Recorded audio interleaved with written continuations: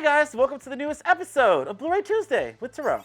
Alright guys, so we're back and it is Scream Day again. So Scream 6 just hit digital HD, Paramount Plus, or you can buy it if y'all into that Apple Voodoo shit. You can buy it digitally if you want for like your digital collection. But Scream 6 is finally out today, April 25th.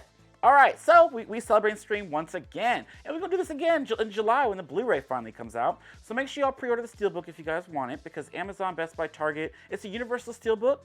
It's not one that's exclusive to Best Buy, thank God, because Best Buy don't be carrying movies. So, pre-order your Blu-rays now, because I pre-ordered my Steelbook, so y'all don't, miss out. So, yeah, so it comes out in July. So I'm looking forward to that. I feel like that's a long time. This movie dropped, what? March? April, May, June, July. Oh, that's right. Usually it's 4 months. Okay, the time go by slow and fast at the same time. We get into it. All right, so it hit digital today, and I rewatched half of it. Like, I love this movie. Like, last night I got home from isolation.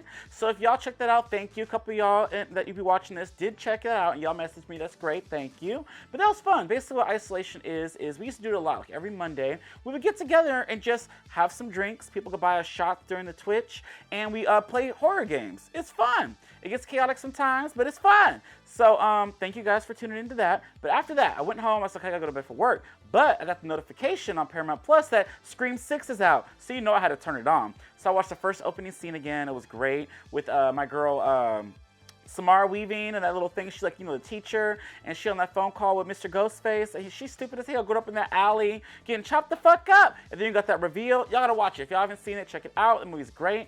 But I had to watch the opening scene again, and I love it. Great opening scene.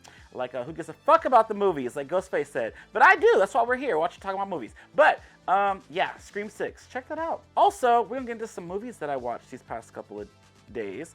But let's start off with Power Rangers. So, if you grew up in the 90s like me, and I remember Power Rangers first came out, I remember watching the first episode back in 95, I think it came out. I was like 6 or 7 years old, and it was Day of the Dumpster. You got Rita Repulsa coming out her little pot. It looked like a little pot. The pot with the lid. They're like a cookie pot, but she come out of that talking about, oh, I'm free, and all this stuff. Well, basically, this is the 30th anniversary of that. The OG Rangers got back together, and they're doing a special for Netflix. So this just hit last Thursday, and basically it's Billy, who David Yost, who played the original Blue Ranger.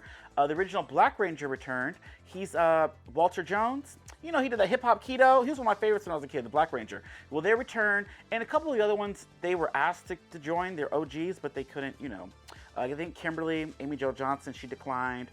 Before Jason David Frank passed away or killed himself, he declined. So this actually was filmed before his passing. So, if y'all know the Yellow Ranger trainee, she passed away years ago, but this special is in honor of her, which is pretty cool. I liked it. It got a little emotional. I've seen some people get more emotional than me. I saw the little reactions on TikTok.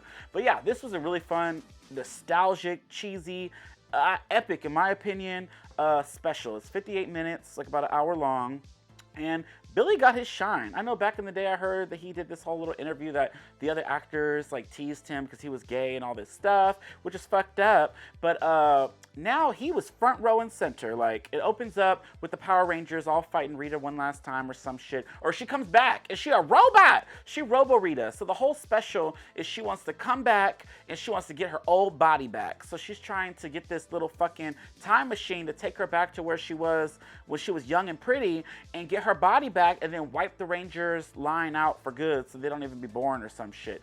And it opens up with Trini trying to help Billy, and she gets killed by Miss Rita. I'm not gonna spoil this too much, but y'all gotta watch it. Rita kills Trini. So the whole show is about the Rangers coming together. They're older now, 30 years later. They're not teens anymore with attitude. They're adults with attitude. And there's Trini's daughter, and she's definitely got attitude. This bitch was kind of annoying, but as you watch it, it makes sense, I guess. Like, I like the little nostalgic stuff they throw back. Like, Billy with his little car that flies and shit. Like, Herbie. Does Herbie fly? Herbie? I don't remember. Anyway, so it's a car that fly, and the Power Rangers, she drives. It's super fun. I don't know. Oh, and they got a gay couple. They had to include that. It's Netflix. It's 2023. I was like, oh, like the yellow Power Ranger had to go like fight some putties, and this guy was like, oh, my boyfriend, go save my boyfriend. So she get in that Hubie car. She going to save his boyfriend. It was great. So watch it. Also, they brought back to replace the Jason and Kimberly not there. They had Catherine. You know, Kat, she was the evil Pink Ranger that turned good. And then you had Rocky. He was a replacement of Jason. He was the Red Ranger. He gained some weight, but you know, all of them did. But when they morphed, they skinny. I wish I could morph and just become skinny like that. Like, it's morphin' time. I'm skinny. Like, bitch, yes, it was everything. But I had a lot of fun, y'all. Check this out. Power Rangers Once and Always. Very emotional. That scene at the end that Kimberly, they had a flashback from season 2, episode, I think 13. Episode 11, 12, or 13. I forgot. So I forgetting. Anyway, so she does that song, and the lyrics are like eerily perfect for the passing of Trini and Tommy. And it shows them together, looking at each other, smiling. Oh, it's kind of sad, y'all. But this is a love letter to the fans. If you're into Power Rangers, even growing up, I felt like a kid again watching this. Check it out on Netflix. Next up, I want to talk about a movie that is on Tubi. Terrell's Tubi time. All right, so this movie is from Spider-One. And it stars his wife. He's very Rob Zombie-ish with his Sherry Moon. Chrissy Fox. And they star, it's called Bury the Bride. So basically this movie is, I was excited for this movie. I watch Tubi all the time, and I like that every week we're getting a new horror film. And I just want to say to all of you, I'm not going to spoil this one, but watch this movie. Panic Fest just had a film festival when it had most of the cast. Scout Taylor Compton, you know, I feel some type of way about that bitch now. I used to listen to her podcast. That bitch can go kick rocks. But I liked her in this movie. It is what it is. She was in it. She had work done. All right, so I do feel like this movie. Oh wait, so back to Panic Fest. I'm sorry. So Panic Fest is actually won Best Feature at this film festival. So that's huge. I was shocked. But it's a good movie. I had a good time with this movie. I highly recommend you guys go in blind. So don't watch no motherfucking trailers. Don't spoil yourself, because some people I told to watch a trailer. You spoiling yourself. Anyway, so just go on for the ride, because I sure did, and I was shocked by some things that happened in this, and I had no idea that certain things were going to happen, so I loved it. So it's about these group of girls. There's one girl, I can't remember her name, I think it's Carmen, we'll say Carmen. She was my favorite. She's a bitch, but a good kind. She's funny, and she's just, I want to party with that girl. Anyway, she is my favorite of the girls, but basically they're going in the middle of boondock nowhere, and they're going to go celebrate some girl getting married. And apparently none of these bitches have met Scout Taylor Compton. She's the one getting married. They never met the man she's getting married. So she's there with her sister and 3 girlfriends, and all they're doing is drinking wine, very kill her goats, and all hell starts breaking loose when something happens. These people come to this little cabin in the middle of nowhere. So, and after that, it just goes crazy. It stars Chaz Bono, if you know who that is, Cher's son, and yeah, there's some good things in this movie. I highly recommend it. It's a lot of fun. I'm not going to spoil this one, so we're going to stop it there. But yeah, check it out on Tubi, and let me know what y'all think in the comments if you guys watched it, if you want to watch it, what y'all thought. But I really liked it, and I might revisit this later so we can dig deeper, but I like this movie a lot, so check it out. All right, guys, so the next one I want to talk about is one that I was excited to watch. This came out a few weeks ago, and it's called You Are Killing Me. You're Killing Me, the asterisk R-E. Fuck that up. What is it called with the little comma? Apostrophe, yes. All right, so You're Killing Me with the apostrophe. I fucked that up, R-E. All right, so You're Killing Me. So this movie, I saw a lot of people post about it. It hit Amazon a few weeks ago on VOD. So it stars a girl. On the cover has a girl with like a knife or like a hammer, mallet looking thing with like wings or some shit. Basically, it's about a girl. She's in high school. She's there with her best friend. And they have a dream to go to this fucking pristine college. So she tries to, there's this guy who's like a son of a congressman, and we're gonna get into it, because this congressman is Dylan McDermott, one of the, if y'all, spoiler alert, if y'all ain't seen Scream 6, he's one of the killers. We won't get into it, but he stars in this movie, very Scream 6 episode, but he's in this movie. He plays a congressman, a crooked one. And then you have his wife, who is Anne Heche. That bitch is crazy. Let me tell you, this bitch is insane. I feel like she's like that in real life. But it stars a girl who wants to get into this college, and she goes to high school with this son of the congressman. They crooked people, they rich, filthy rich. He throws all these lavish parties. He gets away with murder, literally. All right, so we get into this, and they're having this little party called Heaven and Hell, and she tries to befriend these guys because she wants to get a good word out. Like she's applied, but she knows if she gets close to him, he could put in a good word with his dad to give a good word to this college to get her in. She's jumping through hoops. She's trying to play beer pong. He's like, oh, if you make this cup, they're on the last cup, and I know how this feels. There's a lot of pressure. But she's like, oh, if you make this last cup and we win, I'm going to put in a good word for you. I'm going to tell my daddy to do that, right? So she looks at it. It has this very anticlimactic moment, and she makes that shot, right? They shake on it, and I'm like, oh, good girl. I was excited for you. I'm ready. You're about to go to college. And then we see that there's this girl that crashes the party, and she's like, where's my sister? So basically, this girl, her older sister went missing, and she knows, or she assumes, that this college group, or this high school group, they might have did something to her, because they're the last people to see her or some shit. But basically, the guy who's the son, he has this dynamic duo, there's like 3 musketeers. It's this black girl with braids, who all she do is she thinks she fucking Taryn from A Nightmare on Elm Street Dream Warriors, whipping that knife. Like, bitch, that's all she doing, whipping that little knife. And you have this other dude who's like kind of a weenie, that he seems like he wants to be a good guy, but he's not, because he's partnered with this guy he probably grew up with, but he talks down to him. Anyway, so you have those 2 characters, and their best friends are attached at the hip. And yeah, so basically she's accusing them, but they're like, oh no, I don't know what you're talking about. So they kick the bitch out. So as the movie goes, the main girl, is there with her friend, and the friend is like, she didn't want to be there. She's like, oh, I don't know about this, but she gets drunk with one of the guy's friends. She gets wasted. So she goes to lay down. The friend puts her in this room, right? And one of the boys, the sidekick, the weenie one, he creepy as fuck. He laying in bed with her, right? And is he gonna rape her? So he laying in bed. He's taking pictures on his phone. Like, why are you doing this? And then he gets spooked because a friend walks in on them, and he runs out the room, right? So this is when the movie go crazy. So basically, he run out the room, and then the main girl's there, like, what the fuck are you doing? So he leaves his phone there. She happens to see that he a creep. He taking pictures of this poor girl trying to rape her, and she sees a video, and on that video is them, the trio, fucking with the girl who went missing. Like, she's just walking home, minding her own motherfucking business. Very Carrie. She looked like Carrie. You know, she looked a mess. She looked like, you know, she's a loner. And then they harass her. They're like, oh, get in the car. They throw alcohol down her throat. Sorry, I'm spoiling this beginning part. But yeah, they go in. They just harass this poor girl. And she's like, I just want to go home. And she drunk off her tits. And like, you'll take you home later. She's like, no, I'm going to go home now. So she grabs her shit and leaves. And then they're driving up, about to run this bitch off the road. And then the video cuts because the phone dies. Why the fuck gonna die? I wanted to see the ending. Now the main girl who wanted to go to college is like contemplating, like, oh fuck, these people crazy. So now the phone's stuck there, and then he goes to tell his buddies, and they're like, what? You left the phone in there? So she realizes hell about to break loose, so she locked herself in this room. So the whole movie is about these 3 fuckers who know that they ain't no good, trying to go get the phone back from the girl, and she needs a charger. There's a charger in the room down the road, but she can't get out the room. They in a mansion, by the way, and basically, it's about them trying to get this girl and basically kill them because they know too much and get the phone back. It's a lot of fighting back and forth. I was on the edge of my seat. That mallet, that's on the poster. That's a main thing in this movie. You got the girl with the knife. The bitch might be her ending. Like, there's a lot of shit in this movie that's crazy. There's a lot of shit, all right? So I just want to tell you that. So I recommend this. I don't want to spoil it too much further, but basically it's about 3 badass, stupid-ass kids, very children of the Cornish, and they're awful. They're just awful teenagers.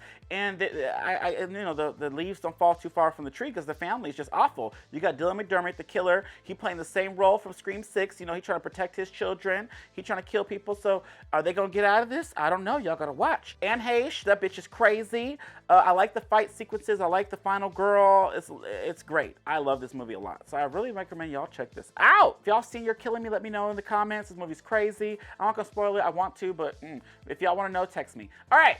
But that was it. Check it out on Amazon. I think it's on Amazon or whatever you can stream other stuff. And check out Scream 6 as well. Have a double feature with Dylan McDermott, Mr. Detective Bailey, and he's a congressman in this movie. And for Anne Heche, that bitch is insane. Y'all know who that is? Anne Heche with that hair. She was in I Know What She Did Last Summer. She was crazy in that. She scared me. When Julie drove up on there, she bamming on her window like, bitch, you don't bam on people's cars like that. But I guess she was at her house. Anyway, so that bitch, Anne Heche, she's scary to me. I don't know. She looked just the same. Just a little older. A little more bags in her eyes. Designer. All right, so moving on. Also, last week, the biggest release was Evil Dead Rise. So I really want to get into this because I was super excited for Evil Dead. A lot of people that seen it early, there's a lot of early screenings. A lot of people are messaging, putting on their stories, how great this movie was, Evil Dead Rise, right? So the Evil Dead series, the franchise for me, I know a lot of people love this franchise. I was never like, it wasn't my biggest franchise. You know, Scream is my shit, Nightmare on Elm Street is my shit. Like, slashers. Evil Dead I've seen as I grew up, younger, here and there, but it wasn't like a series of movies that I just revisited all the time. I liked the game. I remember back PS2 days, I had one of the Evil Dead games. It was like 3 back then. I had one of them. I remember I used to play that. And Ash is cool. Like, he's in Dead by Daylight. I used to use him a lot when he first came out. Oh, Dead by Daylight, if y'all play, don't forget, tomorrow, the 26th, Wednesday, if you have Amazon Prime, connect your points with your game and get your free Rift, where you can unlock a bunch of shit for Ashley Williams. Ashley/you if you nasty. And, yeah, keep it cute. But if you play Dead by Daylight, let me know we should play. Link in the comments down there what your screen names are. We can get into it. But, off topic. Evil Dead. So I revisited all the movies before this. I really wanted to, like, you know, I knew it wasn't like going to be like a big connection to the others, but I wanted to like just see the whole series in the world that Evil Dead brought to try to get more excited for Evil Dead Rise. All the Evil Dead movies are different in my opinion. Like I watched the first one and I was like, what the hell? Like, okay, so it was good. It had some scary moments. And the part with the tree and the shit going up the girl pussy and dragging her along, crazy. And then the bad drag makeup on these zombie fuckers, and then the girl like, Ashley, like all that. It was crazy. Like I get it. It was creepy, and when I remember being a kid, I used to be kind of scared of this, because that bitch was scary, that little drag makeup, and especially like on VHS and old, and that looks scary, that'll probably look more authentic, but Evil Dead 1, I watched just, okay, this is a solid movie, I get it, whatever, and then I went to Evil Dead 2, oh man, it's basically a rehash of 1, but better, in my opinion. Just so you know, I like the little girl, they recast the bitch, but she got her head decapitated, she just twirling around butt naked and shit. That shit was crazy. You had the chainsaw, he cut off his hand, got the chainsaw, the groovy line. Like there's a lot of shit in this movie that I was just like in for. They recently showed this at the Alamo Draft House here in San Francisco, and I'm bummed I missed it. I text Russell right away like, bitch, why did I miss this? Evil Dead 2 is so fucking fun. I don't know. I really did like Evil Dead 2. I think it's probably my favorite of all of them. I don't know. It had the scares. It had comedy. I like Ash more. I don't know. I really liked Evil Dead 2. Henrietta, that bitch is scary. I don't know. I really like Evil Dead 2, and that was that. And then Army of Darkness. That it uplifts the camp. That one, I see a lot of people love this. Medieval Times is not for me, but that one was great too. I liked the set pieces of this one. Playing the game, and especially one of the newer solo queue missions was like add a lot of the Evil Dead Army of Darkness shit, and I liked seeing that in the movie. Like, oh shit, I remember this from the game. So I was like revisiting and going back and forth. That shit's funny as fuck, corny as fuck sometimes, goofy as fuck, but it was fun. Like I said, all these movies, like the first trilogy, they're all very different. It's hard to like rank or put them in any kind of order because they're all good on their own. It's very difficult. I don't know. It's a good franchise, I guess. Then you go into one of my personal favorites, the 2013 one. I'm all for like the blood, the gore, the darkness. The tone of this was amazing. So Evil Dead 2013, they did try to set up that little weenie boy, Dylan, or whatever starts with a D, his name. He was supposed to be like the new Ash or some shit, and I'm glad they flipped that and gave it to Mia in a sense and tried to pass the baton to that bitch. This movie, I'm gonna tell you, was so fucking crazy. Like the part where she uses the fucking box cutter and cuts her tongue down, and then when the nurse bitch from One Tree Hill is stabbing through his glasses, that's fucked up. Oh, my eyes fucked up. I already can't see, and it's crazy. And then the girl, when she's fighting her like doppelganger that came from the ground when the blood rain started happening, when she pushes that car on her and her hand, oh man, I was like cringing as she was pulling, and you could see it was so bad. This movie fucked me up. It made me feel sick to my stomach. You know, usually Saw movies do that, Hostel did that kind of, but I was like, whatever, I see this all the time. That movie revisited in the house, like, this movie is so good. And they had the cooch scene with the trees going up the coochie. It was worse this time because she was spread like this and it went right up there, and it was jolted up there so hard. Ooh, she got fucked. And we had I thought she was gonna die. I like her backstory of her being like a drug addict trying to get off of that, and she was like, they like locked her in the room because she was going crazy, and this is before the bitch was a deadite, you know what I mean? So it was kind of crazy for me to see this progress, and I liked the progression in this better than Evil Dead Rises, is how the Necronomicon like transferred from soul to soul, because it needed the 5 souls to bring that bitch out the ground and all this shit. I don't know, I love the 2013 one. Like I said, all these movies are very different and they're all good in their own way. So I've drawn this out, but I love those movies. I'm now in the middle of season 2 of the show. I'm behind on that. But to get into Evil Dead Rise, all right, so I love this. I'm not going to spoil it too much. I love the opening scene, bitch. Evil Dead Rise, that title call where she rising. A lot of people posted it. I'm not spoiling. A lot of people posting this. So she rising from the water. Crazy. It opens up at a cabin with these two sisters, and all hell breaks loose here. It opens up, it gets you right into it of what you're gonna expect with something that made me gasp. I literally popped out my seat with something that happened at the beginning part of this movie. I'm like, oh my God! Like, it had to do with some hair. So, you know, be careful with your hair, y'all. I should have brought a wig for this episode. I could have showed y'all, snatch your wigs. So then it goes into, we're supposed to be in LA. We're supposed to be in, they said a couple times where it's on the news or something. And basically they're on this fucking scary looking apartment building. And basically it has this sister, this girl, who's like in a rock band, and she's taking a pregnancy test and all this stuff, and she feels like she's about to be pregnant, I don't know.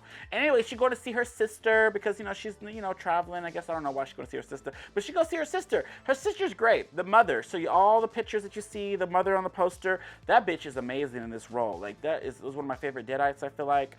Favorite transformations, and how she started off looking evil and she got worse as the shit progressed. Well, she played in, if y'all seen Devil Wears Prada, she was in that movie, the actress, I don't remember her name, and she was also in the Mist TV series, if y'all are into that, and the show called Vikings.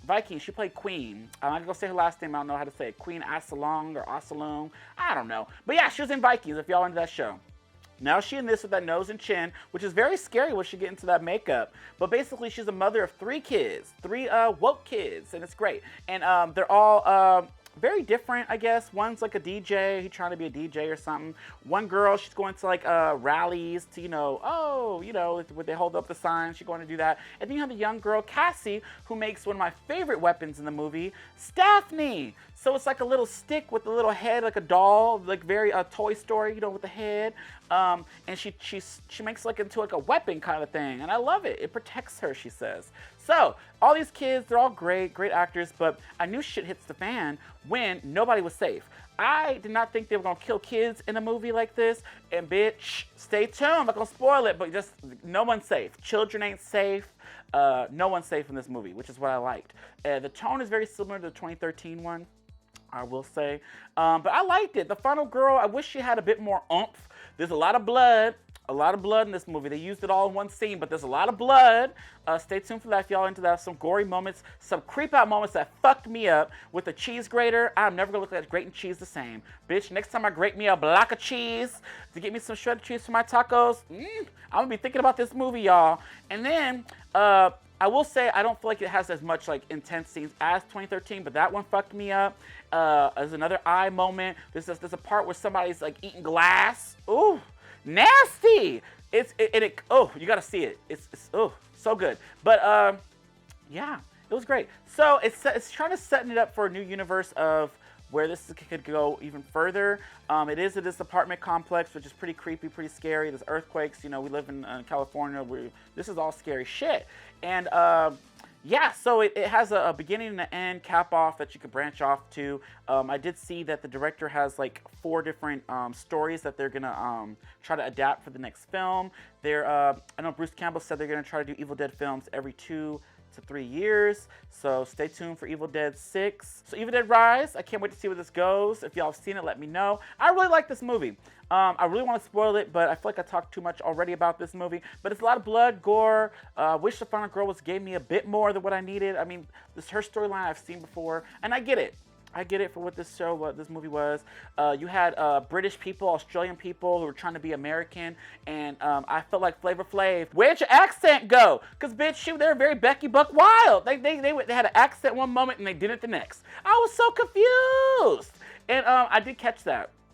Miss Bridget, the middle daughter, did it, and the younger one. But yes. Take a look, watch the movie, let me know. A lot of y'all gave it great reviews. I seen y'all gave better reviews on Instagram than you did on Letterboxd, but that's another story for another day. But we're gonna get into it. All right, guys, so now it's time for some Blu-rays. So a couple of releases dropped today, but I only picked up a few because not a lot. Like Triangle of Sadness is one that I do want to pick up eventually. There's 2 editions of this. It's the 4K and the Blu-ray, and it's Criterion.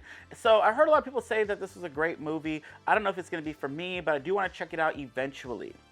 Right? So I'll get that down the line. But I had to pick up this movie. This is Lover's Lane. So I love this. I love the artwork. Look at this. This is amazing. This movie came out in the 90s, and it stars Anna Faris in her first. If y'all know who Anna Faris is in the Scary Movie films. She was in Lost in Translation. She played Cindy. I'm sorry, Cindy. And she funny, she goofy, she was in The Hot Chick. I love her in that.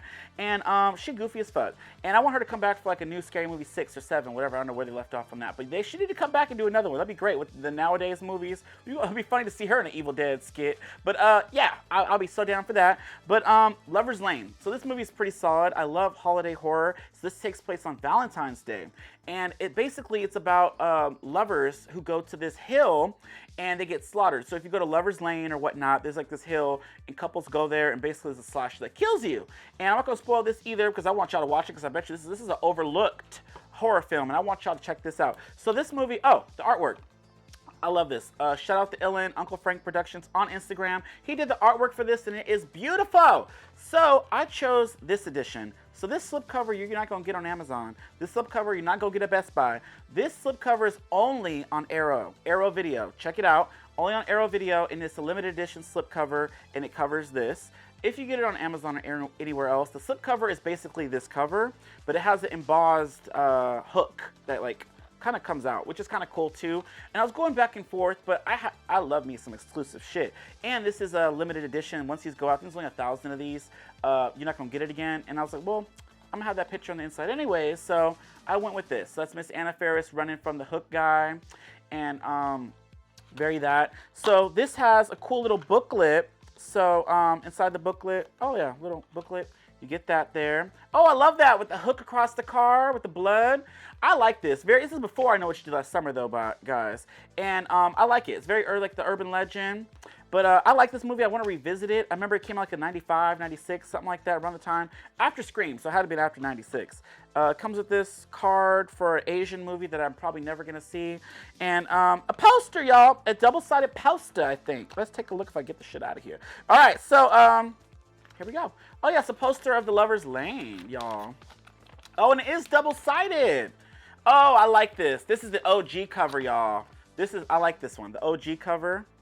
And if you flip it over, it's the new cover. I kind of like that. Oh, perfect. The reversible, it's my first time opening this, y'all. The OG one is on the back there, so you can reverse it if you want. I like that OG cover. But yeah, if y'all like holiday horror like me, and I had to like, get some type of holiday horror because Horror Box is fucking me up with this shit. Every month, I'm thinking you'll give me some holiday horror, bitch. You give me Halloween. Bitch, Halloween in March. I mean, I'm all for Halloween, but that was not it for me. Check out the unboxing video on that to see what I'm talking about. Check out the March unboxing episode. But I cannot get this back in here, y'all. This is bloopers. Yeah, check this out. It has loads of bonus features, which I love with Arrow. They put love into their releases. So yeah, check this out. I can't say this enough. This is great. I'm excited to watch this. I love me a good slasher now. All right, Lover's Lane. All right. Next up is another limited edition that I picked up. And this movie's not as good, but I loved it. And it is Winnie the Pooh, Blood and Honey. So you can get this on Umbrella Entertainment. You can check them out on Instagram. And this is a limited edition box set. So I love this little artwork. It's like a Winnie the Pooh book. Like, see, it has little booklet shit here. And it's numbered. I got number 323 out of 670. So 670 of these limited edition box sets. And it comes with a lot of shit. So here's the Blu-ray. And it comes with a bunch of bonus features, which is really cool. And shout out to the people who made this, because you guys put in a lot of work into this. I get it. And they're making part 2. They got a bigger budget, like I said a few episodes ago when I reviewed this movie. But yeah, when I posted this, even the producer reached out to me and says, hey, if you want to get killed, come to the UK. I was like, ooh, that's expensive. But that'll be great. If wouldn't y'all want to see me get killed by Winnie the Pooh? That is iconic. Bitch, I want Piglet to fuck me up. Not like that, but you know what I mean. But yeah, so that'll be great. So it comes with this poster as well. Oh, I love this. So it comes with this Blood and Honey poster, y'all. Double-sided again. And I love it. All right, and I cannot even put this back. And I work in frame. Okay, cool. All right, so we got that going.